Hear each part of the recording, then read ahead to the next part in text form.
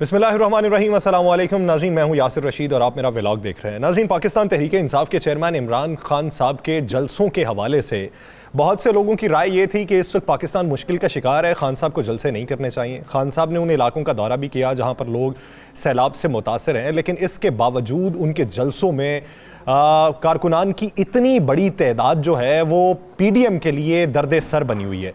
PDM जो ये सोच रही थी कि इस मुश्किल की घड़ी के अंदर एक ऐसा मैनिफेस्टो बनाया जाए, एक ऐसा बयानिया बनाया जाए जिससे ये बात वाज़ेह की जा सके कि आने वाले दिनों के अंदर अगर पाकिस्तान तहरीक इंसाफ अवाम की मदद करने की बजाय वो इस बात पे यकीन रखती है कि वो जलसे करेगी तो उसको किस तरीके से सबूताज किया जा सकता है, इसके लिए एक मुनज़्ज़म कैंपेन चलाई गई।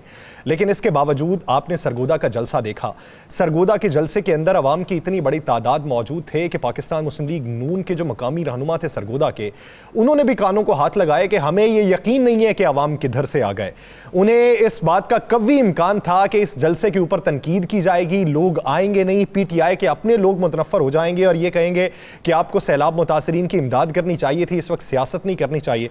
लेकिन खान साहब ने दोनों जो मफाद हैं वो मद्देनज़र रखते हुए टेलीथॉन भी किया और टेलीथॉन में एक बड़ी रकम जमा होने का दावा किया गया, और दूसरी तरफ खान साहब के जो बड़े जलसे हैं उसने PDM को एक सोच में मुब्तला कर दिया है कि इस शख्स के खिलाफ हमने जितनी भी तहरीक चलाई है, हमने जितना भी नैरेटिव बनाया है, ये उल्टा हमारे ही गले आकर पड़ा है और हमारे गले का तौक बनते हुए ये मजीद शिकंजा सख्त होता जा रहा है। अब हालिया सूरत हाल ये है कि आने वाले दिनों के अंदर पाकिस्तान में जो नए इंतखाबात की बात थी, अब उस पर नफ़ी नहीं की जा रही PDM के किसी भी रहनुमा की जानिब से। पहले आए रोज़ ये बात की जाती थी कि नए इंतखाबात की जो सोच है ये किसी दीवाने के जहन की इख्तरा तो हो सकती है, इसमें कोई हकीकत नहीं है, इंतखाबात अपने वक्त पे ही होंगे।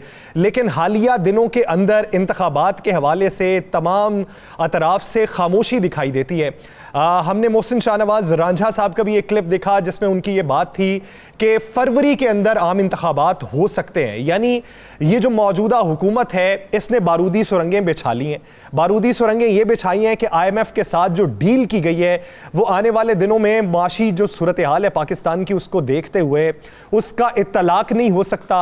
IMF के साथ जो डील है उसके नतीजे में जो 7,000 अरब रुपया आपने इनकम टैक्स की मद में जमा करने का दावा कर दिया है उसका भी तलाक नहीं हो सकता, क्योंकि पाकिस्तान मुश्किल का शिकार है और आप ऐसे में इत्तलाक करेंगे तो ये आपके गिर्दी घेरा तंग होगा, अवाम सड़कों पे निकल आएंगे। उसके साथ साथ जो पेट्रोलियम लेवी 50 रुपए तक लेकर जानी है और जो शरह है सेल्स टैक्स की उसे भी 15% तक लेकर जाना है।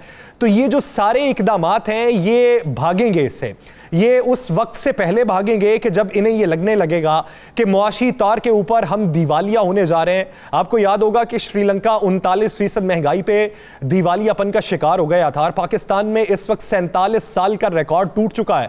महंगाई की शरह जो है वो 45% से तजावुज कर चुकी है और ये एदादो शुमार तब के हैं जब प्याज की कीमत भी कम थी, जब आलू की कीमत भी कम थी, जब सब्जियों की कीमत कम थी, जो सब्जियां जिनकी फसलें तबाह हो चुकी हैं सैलाब की सूरत हाल को मद्देनजर रखते हुए। फिर पेट्रोल की कीमत में भी इजाफा हुआ। अब एदादो शुमार इदारा शुमारियात की जानिब से नए सामने आएंगे जो होश रुबा होंगे और अवाम को इस सोच में मुब्तला कर देंगे कि ये जो हमारे सर पे आके मुसल्लत हो गए, जो खुद को जीरक सियासतदान कहते थे, जो दूसरों को कहते थे कि ये ना तजर्बाकार हैं, अब वही लोग जो हैं वो मुसल्लत ऐसे हुए हैं कि अवाम के गिर्द ऐसा घेरा तंग किया है कि अवाम का सांस लेना भी मुहाल होता जा रहा है। इसलिए वो राह फरार इख्तियार करेंगे। खान साहब की वो स्ट्रेटजी कि एक तरफ सैलाब मुतासरीन के लिए इमदाद की आवाज़ भी बुलंद की जाए और दूसरी तरफ जो तहरीक आज़ादी उन्होंने चलाई हुई है उसको भी जूं का तूं बरकरार रखा जाए, ये बड़ी बेहतरीन जा रही है। और इसी को मद्देनजर रखते हुए आम इंतखाबात बहुत जल्द होंगे।